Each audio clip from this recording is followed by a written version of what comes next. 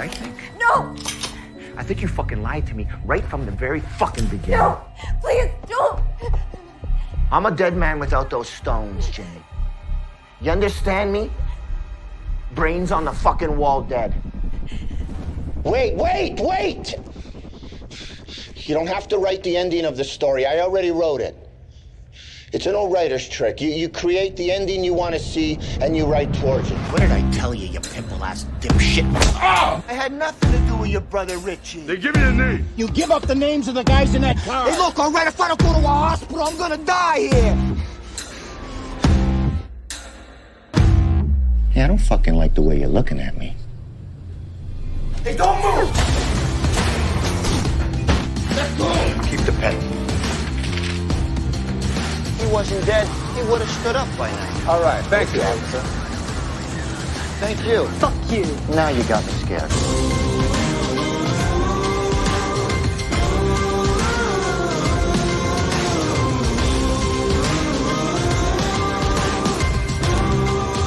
I have cocaine.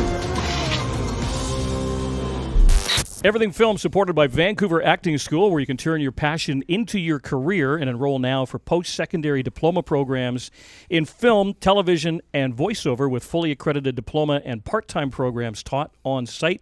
If you want to learn the biz, check out VancouverActingSchool.com. It is Everything Film, presented by Agencyclick. Joe Leary along with Patrick Shelton, broadcasting from our brand new home, Studio 4 at Go Studios in Vancouver, near the Olympic Village. Very spacious facility. You know what? It's incredible. You know what, Joe? I walked in here and I went, this is our first time here, and I was just expecting it to be a little bit smaller and this is pretty big. Lots going on. We're walking through, and there's like people here, people there. Lots going on. Absolutely. Amazing facility, and thanks very much to our partners at Vancouver Acting School.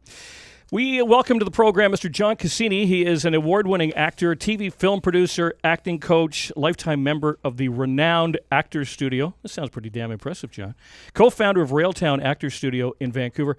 Nice to have you join us, John. Nice to be here. You and I did a thing some years back with headset mics on, so this is kind of old school for us. Yeah. But I want to start off with the acting school and the coaching realm. Is it kind of like a piece of clay that can be turned into a work of art? Can you take anybody and turn them out as an actor? Wow, that's a pretty loaded question. I think if there's a desire to be an actor and you love it, you should pursue it. Now, whether you will be someone who works a lot in the industry, nobody really knows that, right? But so I'm of the school of, if it's a passion of yours, then you should explore it. And if you love acting, then find a place like here or any studio, or get together with people and do theater or make movies and act. And the business aspect of it is, you can't control that. Nobody can control that. It's a trip, if you think about any genre in life, there's got to be some luck involved. Like, you got a good trip. You met the right person at the right time on the right Saturday, and you auditioned. Yeah. And if you missed that day, maybe your life would be different. Well, you know what I mean? Yeah. So acting's no different, right? Like you.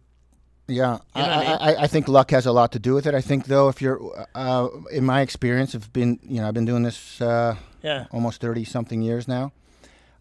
Everybody gets a shot to a certain degree. We'll get an opportunity for a particular role that they love, or their entry into the business. And I think where the luck pays off is if you're prepared for it. Mm-hmm. Have you seen it before? Have you seen somebody just explode I see it all on the the time. scene? I see it all the time. You have like especially some 16, 16, 17-year-old actor that just did it. They came in, auditioned, and just went. Well, I've seen a lot of people put in a lot of hard work and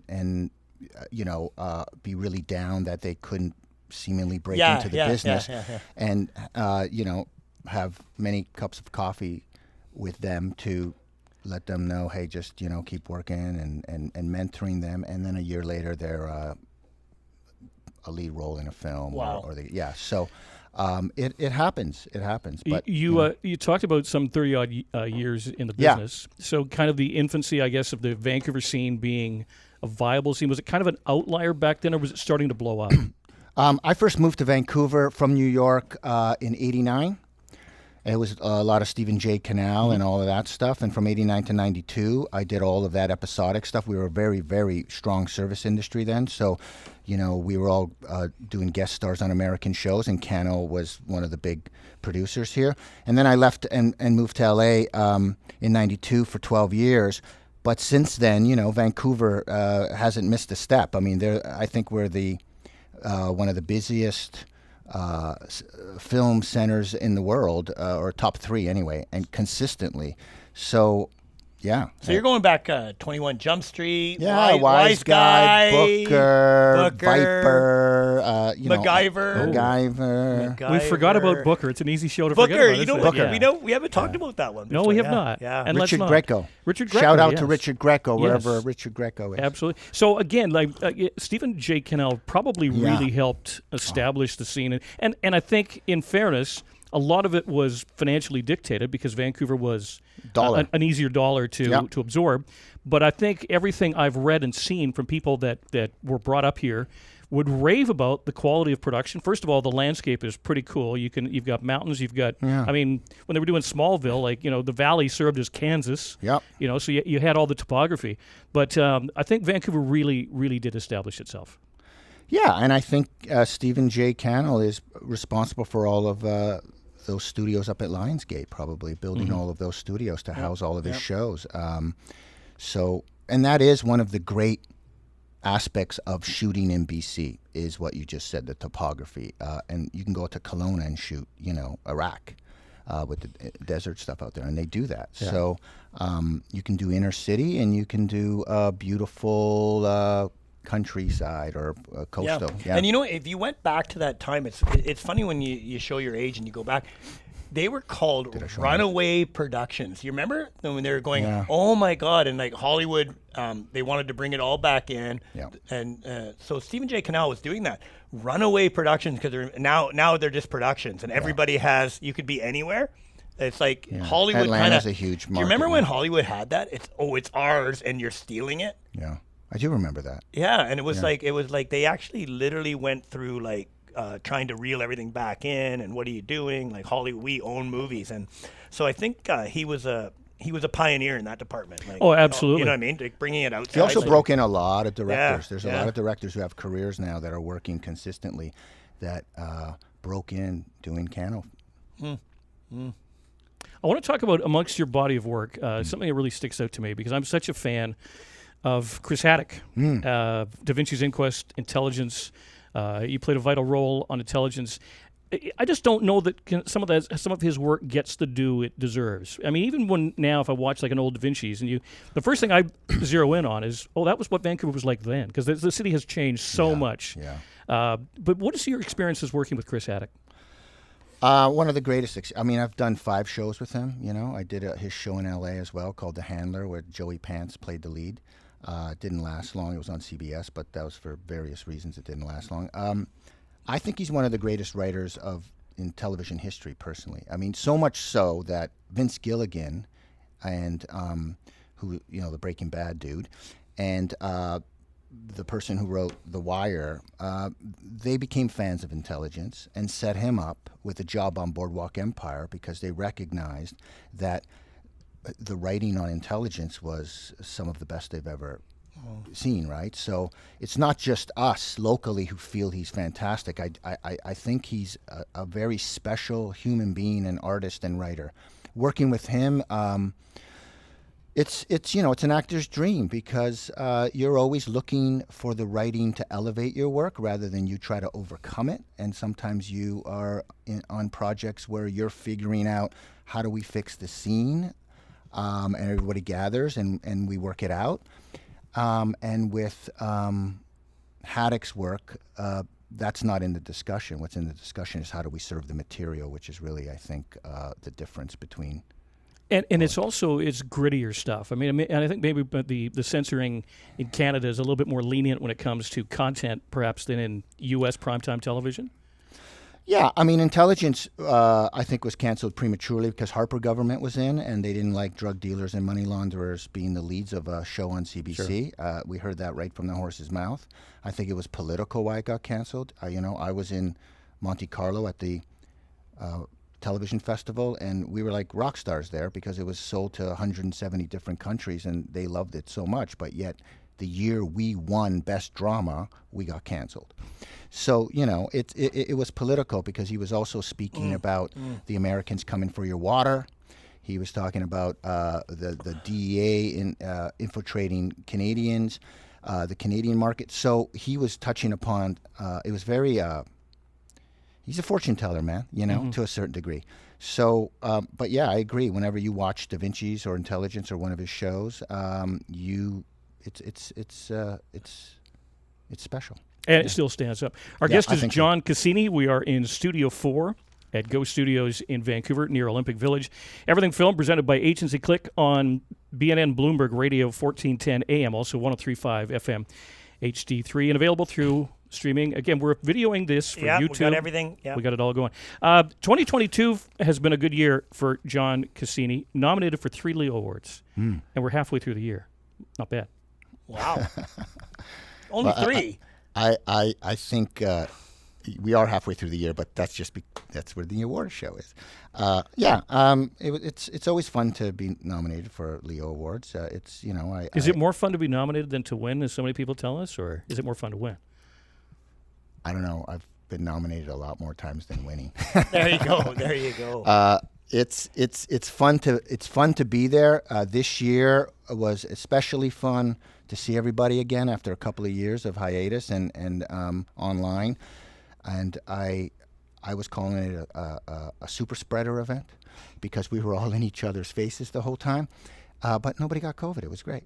So I think, I mean, I don't know, man. I don't really do any of this for awards, but when your peers, if there's an award show and it's in the town you live in, and you're getting nominated, I think there's nothing but gratitude and But who doesn't like an award? Come on, everybody, you know. I think it meant more when I was younger than it does now, to be honest. I don't really care that much about the award, but I do care more about making sure that we're celebrating our own. Well, you know, it's a good segue to my next question because I'm sitting here and, you know, John, I'm just saying you're like an experienced guy. You've been through it. You've done it. You've been in these situations. So my question is, after you've all said and done, where's your heart? Like, is it the writing, the directing, the producing, the acting? You know, tomorrow you want to wake up and where's your heart really today? My heart is always the heart of an actor. Yeah. Interesting, right? It always is. It always will be. I have produced and I teach because I want to share the work. Yeah. It's because it's different. It taps into different ways of telling the story, and I think producing has been also a survival mechanism because there's been some independent films that wouldn't have gotten made if I didn't sort of pull up my bootstraps and produce them. So that was part of it. Then, you know, that experience got me hired on TV movies to be the creative producer because you know, I learned that skill, and so they understand that I have certain skills that help being a creative producer on set. But I'm doing a play at the Arts Club January 2023. Right. Oh wow! A new play, a new Canadian play, which I'm really excited about, and I'm giddy. Like I'm like. Well, you know, it's funny when you walked into the room and when I first met you, it's like there's people that have it and they don't. And I honestly say you have it, and that's why I was going to go with actor. And it's a charisma. You have it, and you've had that probably your whole life, right? That a little bit of charisma or whatever that is, and we talk about that with actors and stuff before, like that whole thing, and I got that feeling from you when you walked in the room, and that's a compliment, so I'm not surprised that you said acting. Yeah. Like being an actor, right? John, getting back to the coaching side of your life, you know, you talked earlier about passion. We hear that from so many people. You have to have the passion. Does it pain you as a teacher when someone just wants to be a star? Does it pain me? It's a little disappointing, but I understand it. To a certain degree. I don't think though. To be honest, I don't think those types of actors gravitate towards Railtown Actors Studio. I don't think that's our reputation, so we don't really deal with too much of that. You know, there's a performer element to it, right? And it's okay to want to work and be a working actor. You know, I founded Railtown 10 years ago. Honestly, it came from a place of wanting to share the work. I've been very fortunate. I've had some of the best training and best mentors, I think. all in New York and LA, but like wonderful, wonderful Academy Award-winning titans of acting and directing took me under their wing. And I felt like if I'm going to live in Vancouver, I want to create an opportunity in an environment that I can share that. And so that's where it came from, and that's where it remains, you know, for me. So 3 noms in 2022. What's the rest of the year look for John Cassini? Right now, I'm having a great summer with my 12-year-old. My 18-year-old is going off to university, so hanging with him as much as he'll let me. 'Cause he's Are you cool in his eyes? Yeah, I don't know. I think not bad.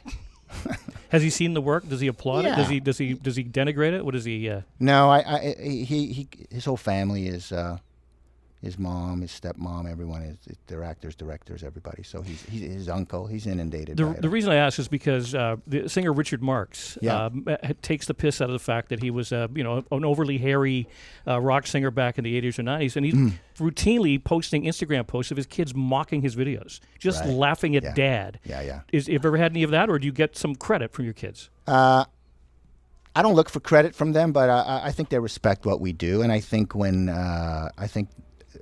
they have really good taste. So I wouldn't show them everything. Maybe that's the demo reel for private parties. This is our first episode from Studio 4 at Go Studios in Vancouver. John Cassini, thank you so much for joining us. Pleasure to have you in the studio again. Pleasure to be here. Cheers. Cheers. Thank you, sir.